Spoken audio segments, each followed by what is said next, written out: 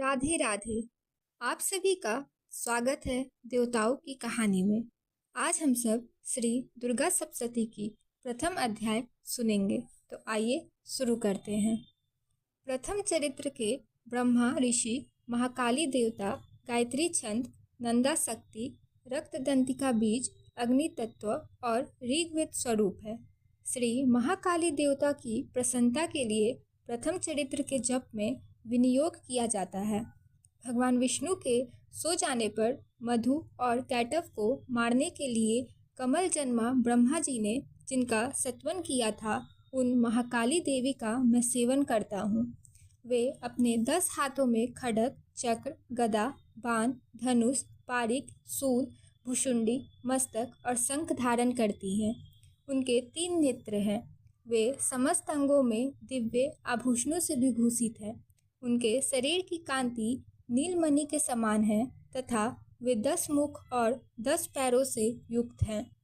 मार्कंडेय जी बोले, सूर्य के पुत्र सार्वभौम जो 8वें मनु कहे जाते हैं, उनकी उत्पत्ति की कथा विस्तार पूर्वक कहता हूँ, सुनो।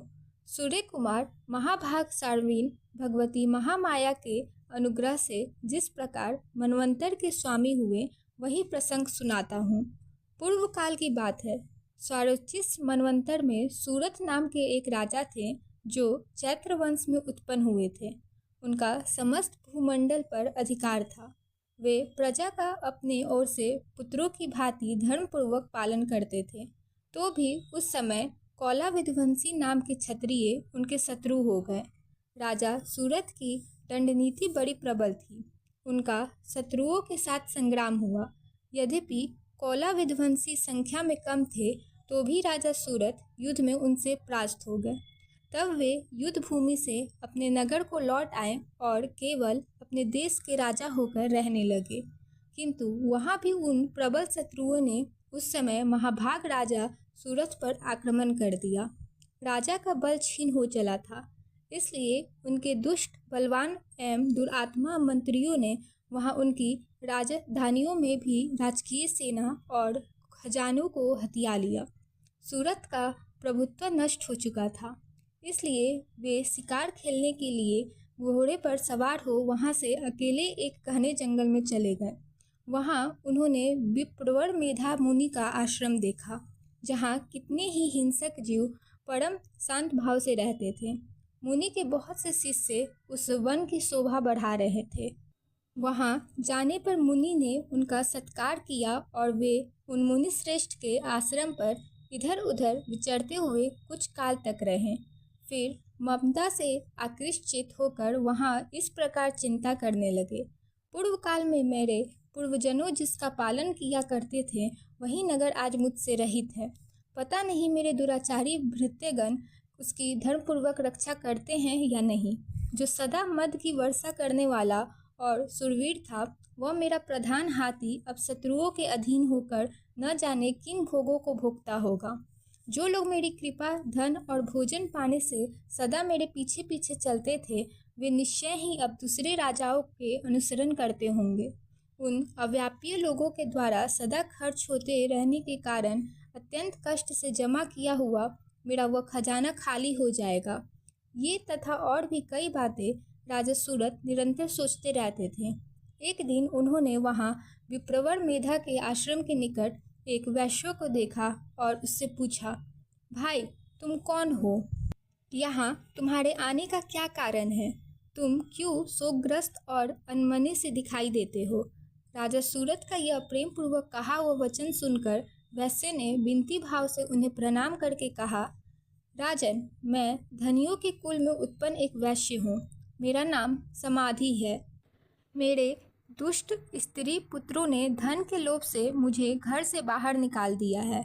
मैं इस समय धन, स्त्री और पुत्रों से वंचित हूँ।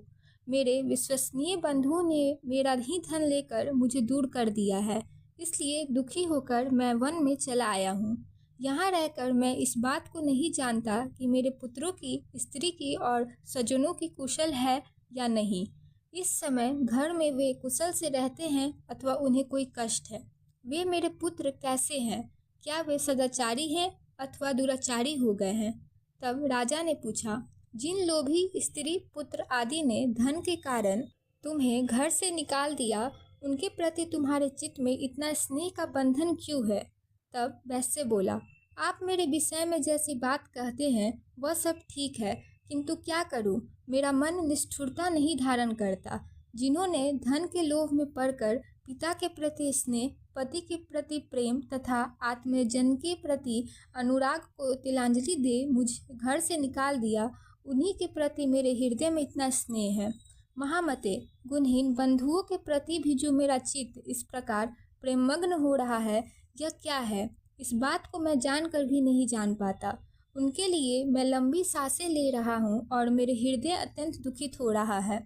उन लोगों में प्रेम का सर्वथा अभाव है, तो भी उनके प्रति जो मेरा मन निष्ठुर नहीं हो पाता, इसके लिए क्या करूँ? तब मार्कंडेय जी कहते हैं, ब्राह्मण तदंतर राजाओं में श्रेष्ठ सूरत और वसमाधि नामक वैश्य दोनों साथ साथ मेधा मुनि की सेवा में उपस्थित हुए और उनके साथ यथा योग न्यायकुल विनयपूर्ण बर्ताव करके बैठे। तत्पश्चात वैश्य और राजा ने कुछ वार्तालाप आरंभ किया। राजा ने कहा, हे भगवान, मैं आपसे एक बात पूछना चाहता हूँ, उसे बताइए।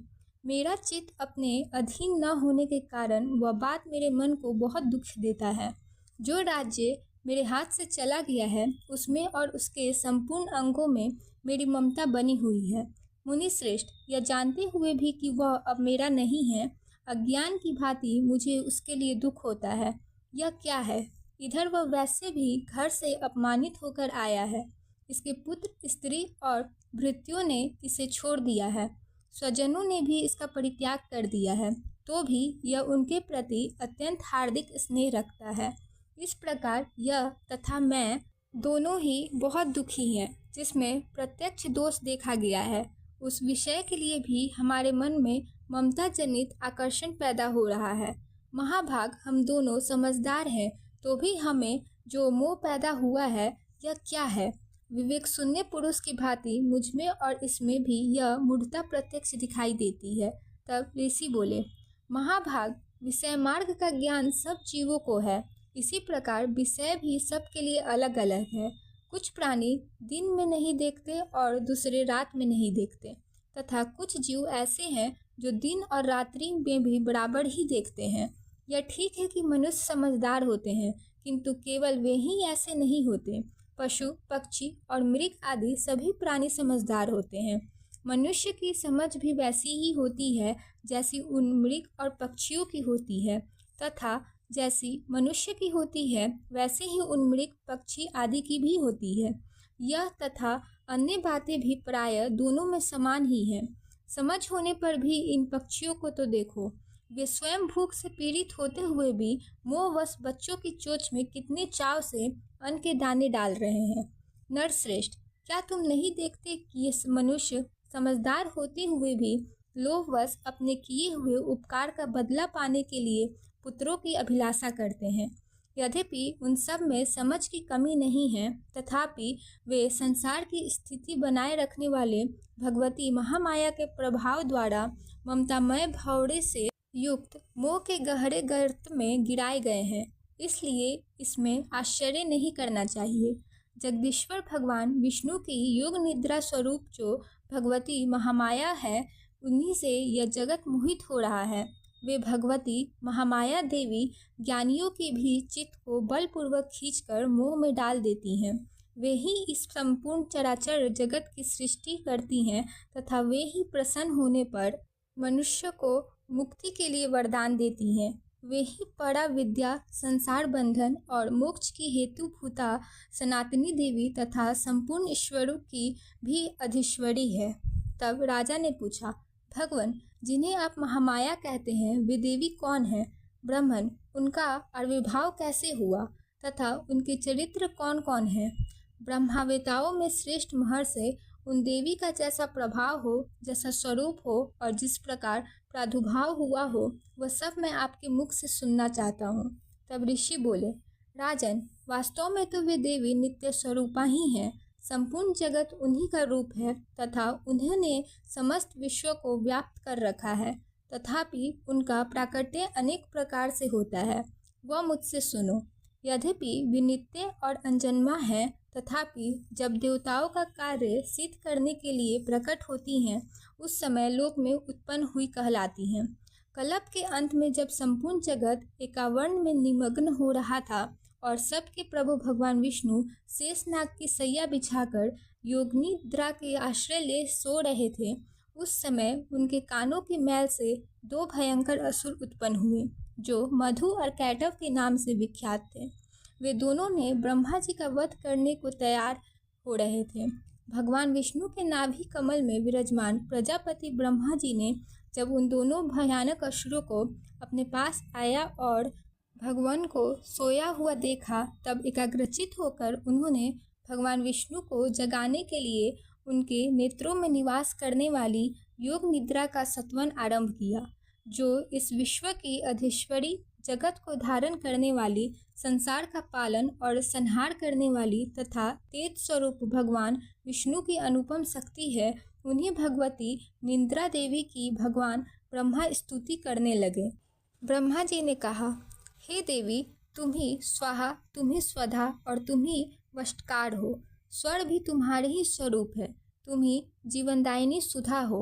नित्य अक्षर प्रवन में अकार, उकार, मकार इन तीन मात्राओं के रूप में तुम ही स्थित हो तथा इन तीन मात्राओं के अतिरिक्त जो बिंदु रूपा नित्य अर्धमात्रा है, जिसका विशेष रूप से उच्चारण नहीं किया जा सकता, वह भी तुम ही हो। देवी, तुम ही संध्या, सावित्री तथा परम जननी हो। हे देवी, तुम ही इस विश्व ब्रह्मांड को धारण करती हो। तुमसे ही इस जगत की सृष्टि होती है, तुम ही से इसका पालन होता है और सदा तुम ही कल्प के अंत में सबको अपना ग्रास बना लेती हो। जगन्मयी देवी, इस जगत की उत्पत्ति के समय तुम सृष्टि रूपा हो, पालन काल में स्थित रूपा हो तथा कल्पांत के समय संहार रूप धारण करने वाली हो। तुम ही महाविद्या, महामाया, महामेधा, महास्मृति, महामोह रूपा महादेवी और महासूरी हो। तुम ही तीनों गुणों को उत्पन्न करने वाली सबकी प्रकृति हो। भयंकर काल रात्रि, महारात्रि और मोह रात्रि भी तुम ही हो। तुम ही श्री, तुम ही ईश्वरी, तुम ही और तुम ही बोध स्वरूपा बुद्धि हो। लज्जा, पुष्टि, तुष्टि, शांति और क्षमा भी तुम ही हो। तुम खड्गधारणी, शूलधारणी, घोर रूपा तथा गदा, चक्र, शंख और धनुष धारण करने वाली हो। बाण, भुसुंडी और पारिक ये भी तुम्हारे ही अस्त्र हैं। तुम सौम्य और सौम्यतर हो। इतना ही नहीं, जितने भी सौम्य एवं सुंदर पदार्थ हैं, उन सब की अपेक्षा तुम अत्यधिक सुंदरी हो। पर और अपर सबसे परे रहने वाली परमेश्वरी भी तुम ही हो। सर्वस्वरूपी देवी, कहीं भी सत असत रूप जो कुछ वस्तुएं हैं और उन सब की जो शक्ति है, वह भी तुम ही हो। ऐसी अवस्था में तुम्हारी स्तुति क्या हो सकती है, जो इस जगत की सृष्टि, पालन और संहार करते हैं। उन भगवान को भी जब तुमने निद्रा के अधीन कर दिया है, तब तुम्हारी स्तुति करने में यहाँ कौन समर्थ हो सकता है। मुझको, भगवान शंकर को तथा भगवान विष्णु को भी तुमने ही शरीर धारण कराया है, अतः तुम्हारी स्तुति करने की शक्ति किसमें है। हे देवी, तुम तो अपने इन उदार प्रभाव से ही प्रशंसित हो। ये जो दोनों दुर्धर्षु असुर मधु और कैटव हैं, उनको मुंह में डाल दो और जगदीश्वर भगवान विष्णु को शीघ्र ही जगा दो। साथ ही इनके भीतर इन दोनों महान असुरों को मार डालने की बुद्धि उत्पन्न कर दो। ऋषि कहते हैं, राजन, जब ब्रह्मा जी ने वहाँ मधु और कैटव को मारने के उद्देश्य से भगवान विष्णु को जगाने के लिए तमोगुण की अधिष्ठात्री देवी योग निद्रा की इस प्रकार स्तुति की, तब वे भगवान के नेत्र, मुख, नासिका, बाहु, हृदय और वक्ष स्थल से निकलकर अव्यक्त जन्मा ब्रह्मा जी की दृष्टि के समक्ष खड़ी हो गई। योग निद्रा से मुक्त होने पर जगत के स्वामी भगवान जनार्दन उस एकावर्ण के जल में शेषनाग की सैया से जाग उठे। फिर उन्होंने उन दोनों असुरों को देखा। वे दुरात्मा मधु और कैटव अत्यंत बलवान तथा प्रकामी थे और क्रोध से लाल आंखें किए ब्रह्मा जी को खा जाने के लिए उधक कर रहे थे। तब भगवान श्री हरि ने उठकर उन दोनों के साथ 5000 वर्षों तक केवल बाहु युद्ध किया। वे दोनों भी अत्यंत बल के कारण उन्मत्त हो रहे थे।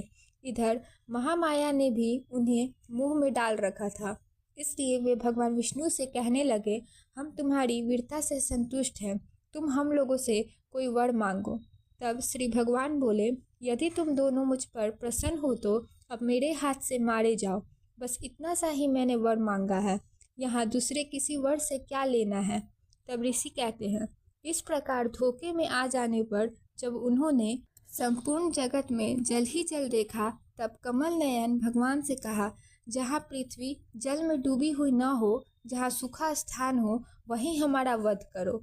ऋषि कहते हैं, तब तथास्तु कहकर शंख चक्र और गदा धारण करने वाले भगवान ने उन दोनों के मस्तक को अपनी जांघ पर रखकर चक्र से काट डाला। इस प्रकार ये देवी महामाया ब्रह्मा जी की स्तुति करने पर स्वयं प्रकट हुई थी।